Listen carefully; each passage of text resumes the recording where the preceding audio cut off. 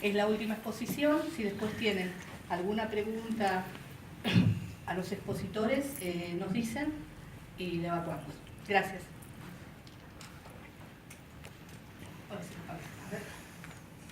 Hola, hola.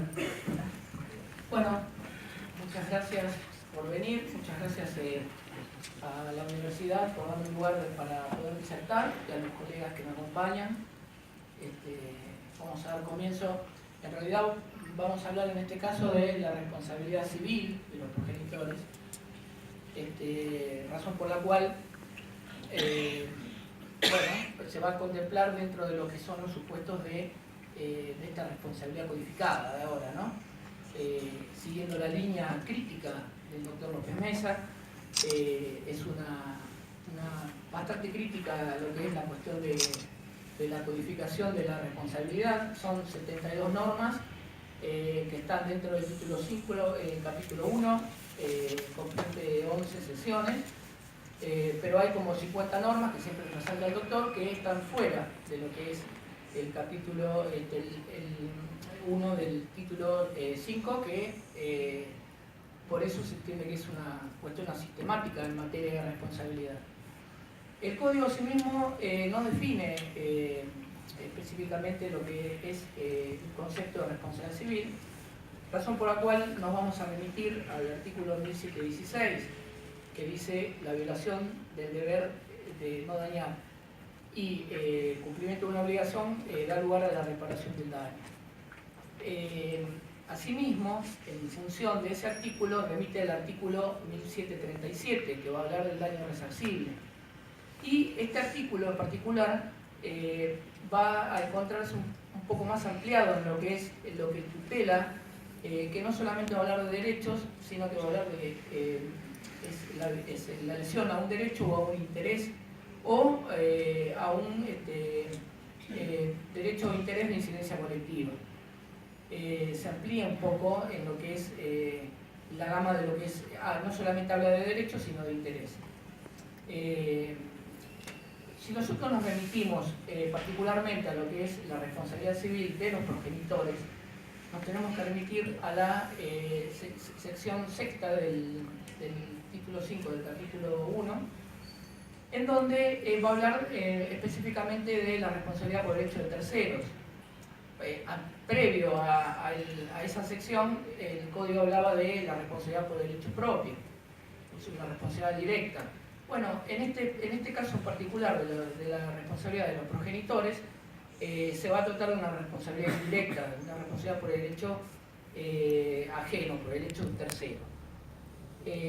La responsabilidad particularmente de los progenitores se va a concentrar en el artículo 1754 y el 1755 habla de lo que es la cesación de la responsabilidad de los progenitores.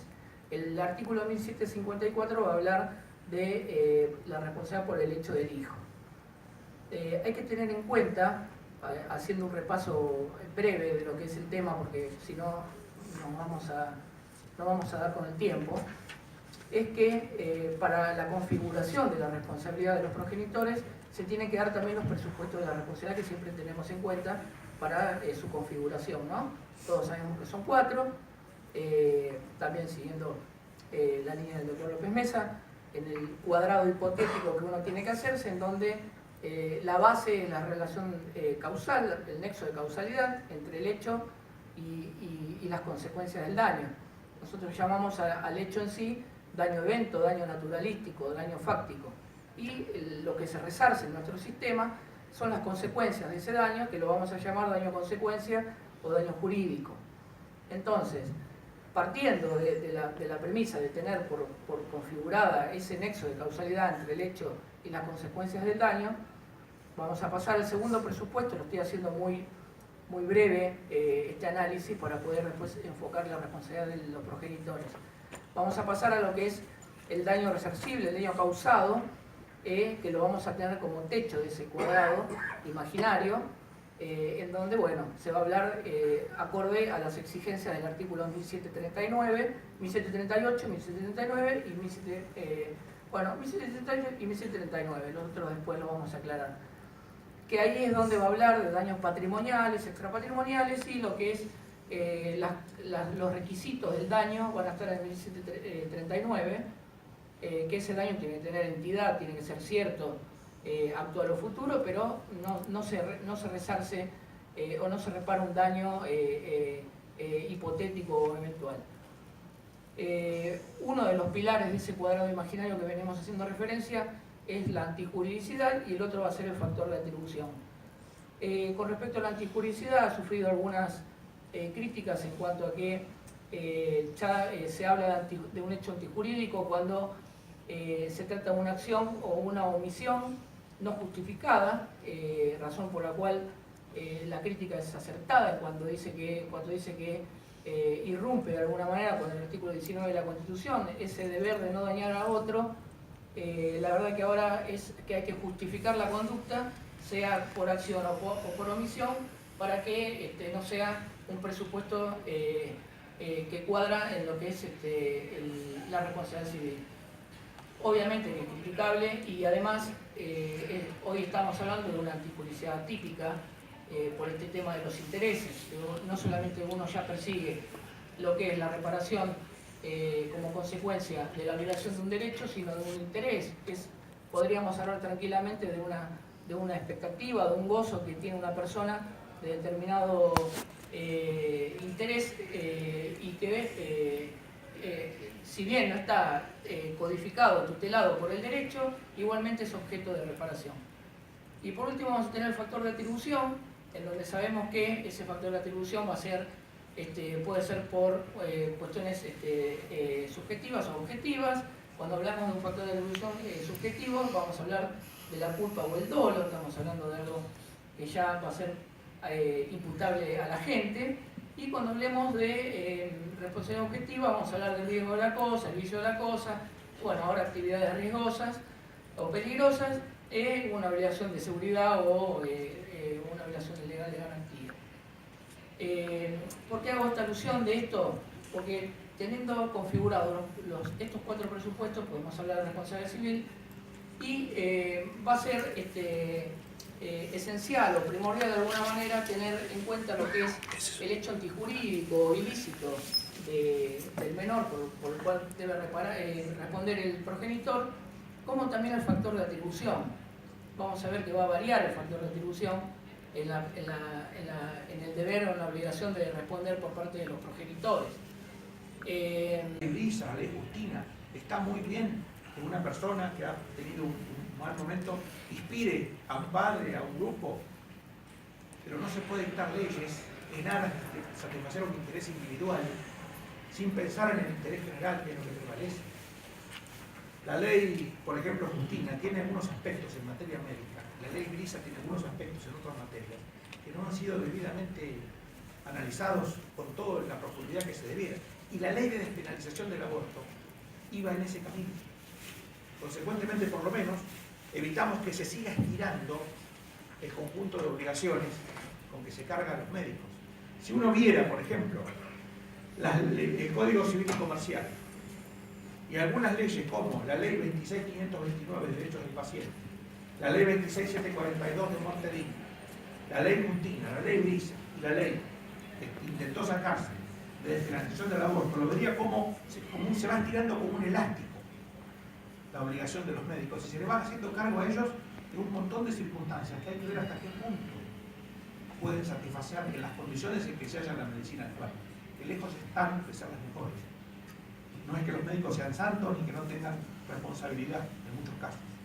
Yo creo que el caso Pérez Volpi destapó una olla que todavía no se había terminado de ver su contenido. Pero tampoco es cuestión de agravar la obligación de información, el consentimiento, la responsabilidad, hasta llevarlo a términos irreales, que es lo que se está haciendo en muchos casos con estas leyes sucesivas que van agravando impensadamente en el contexto general algunas obligaciones particulares, en especial de médicos, de sanatorios y de clínicas. Algunos aspectos fundamentales que tenía la ley de despenalización, no quiero extenderme mucho, pero me parece que hay 3 o 4 aspectos que debemos analizar, sobre todo para que no se repitan algunos errores que se cometieron. El primer error es el de la mayoría de edad sanitaria. La mayoría de edad sanitaria es un concepto que estableció el artículo 26 del Código Civil y Comercial, tomando de España el antecedente de la Ley 41 de 2002, pero como es acá en Argentina, que siempre pasamos rápidamente de incendiarios a bomberos y al revés. Ese extremismo que caracteriza a nuestros legisladores y a algunos jueces ha llevado a que lo que era una idea aguda del derecho español, la mayoría de edad sanitaria, de establecer que a los 16 años los menores pueden tomar decisiones sobre su cuerpo como si fueran mayores, se lo llevó al extremo de quitarle las excepciones que en el derecho español, que es la fuente de este artículo 26, tenía. Y además se va a contramano de la tendencia en España y en Europa, porque el derecho español está recortando todavía más lo que en el origen de la Ley 41 de 2002 ya era bastante recortado. Entonces, acá se preveía en la despenalización del aborto que la menor de 16 años podía por sí, y sin que nadie pudiera oponerse, ni los padres, ni la persona que le embarazó, ni el padre de sus hijos, nadie se podía oponer, ni el juez, a la decisión que ella tomó. Lo que es llevar al extremo la mayoría de edad sanitaria y desmentir, contradecir abiertamente el espíritu y la propia letra de la Ley 41 de 2002 y de las que la modificaron posteriormente. En segundo lugar, otro aspecto interesante, yo creo que no se debe seguir este camino. Me parece que el hecho de la mayoría de edad sanitaria tiene que ser concebida en los términos en que la fuente española establecía. En ese esquema, debo mencionar una resolución del Ministerio de Salud de la Nación del 9 de diciembre de 2015, es decir, el día antes de irse el gobierno anterior, que dictó una resolución por la cual se permitía a los sujetos hermafroditas suprimir uno de sus sexos sin preguntarle a nadie. Lo cual es llevar al extremo también la mayoría de edad sanitaria. Y yo me pregunto, ¿hacía falta una provocación del día anterior a irse, de tomar semejante decisión, cuando uno sabe que son decisiones que son irreversibles? Que una persona de 16 años, yo no sé, no pretendo que nadie me conteste, pero sinceramente yo a mis 16 años tenía más preguntas que certezas. Y era una persona dentro de todo bastante centrada porque había visto el sacrificio desde muy chico. Había tenido que trabajar desde muy chico. Imagino los muchachos de hoy, que son gente más dada al hedonismo, gente más suelta, si tendrán clara a esa edad las cosas como para tomar decisiones de ese peso que los van a acompañar toda la vida. Me parece que no. Entonces me parece que habría que ir volviendo de ese tipo de extremismos, porque los extremismos no suelen ser convenientes. En segundo lugar, otro tema interesante es el tema del cuidado personal del niño.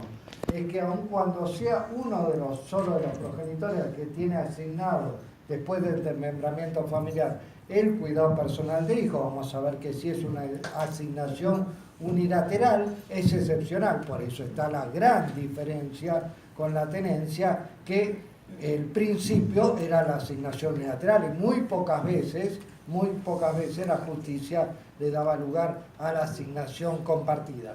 Hoy el paradigma es distinto porque en primer lugar va a ser el cuidado personal compartido y como forma excepcional el cuidado unilateral. Pero aunque se asigne de forma excepcional el cuidado unilateral, el ejercicio de la responsabilidad parental lo tendrán ambos progenitores, cosa que también era distinta antes, porque quien tenía la tenencia tenía el ejercicio de la responsabilidad parental. Por eso digo, no es un mero cambio de denominación, sino que es un nuevo paradigma. Más allá de que yo no lo defiendo, lo estoy exponiendo, no te digo esto porque algunos colegas me dicen, bueno, pero eso no va a tener resultados. Yo estoy enunciando, no sé de a qué más, se está buscando un nuevo paradigma a la vieja y arcaica tenencia. Pasamos a la siguiente. Bueno, ¿qué implica más allá del cambio terminológico? Implica que los dos progenitores cuiden y eduquen al chico, o sea, Vamos a ver, ese es el cambio de paradigma. Que el hombre no sea un mero responsable del pago de los alimentos y la madre, después de desmembramiento familiar, tenga siempre el cuidado del chico. O sea, en general no tenga la obligación económica alimentaria, pero sí siempre esté abocada al cuidado del hijo y el otro progenitor pague la cuota de alimento y se desligue del problema. O sea, entonces, lo que se está buscando acá es que el cuidado, los cuidados y la educación del hijo sean compartidos. Después que esto se viabilice en la práctica, vamos a verlo a través de los años si realmente este nuevo paradigma se instala o no se instala. Seguimos con la otra. Bueno, y las clases de cuidado personal, y acá viene la gran diferencia, dice que el artículo 649 que en principio puede ser asumido por un progenitor o por ambos, es decir, que no está prohibido el cuidado unilateral, pero va a ser de forma excepcional. Y en principio, el cual va a ser el compartido, y el juez así tiene en principio la obligación de aplicar el cuidado personal compartido, solamente de forma excepcional el cuidado unilateral. Sin embargo, hoy en día el juez, en virtud del principio de oficiosidad, por ejemplo, dentro del compartido le pueden pedir, que ahora vamos a ver, el compartir indistinto, que es la regla, y puede conceder el compartido alternado, más allá que los dos progenitores estén de acuerdo, y hay casos en que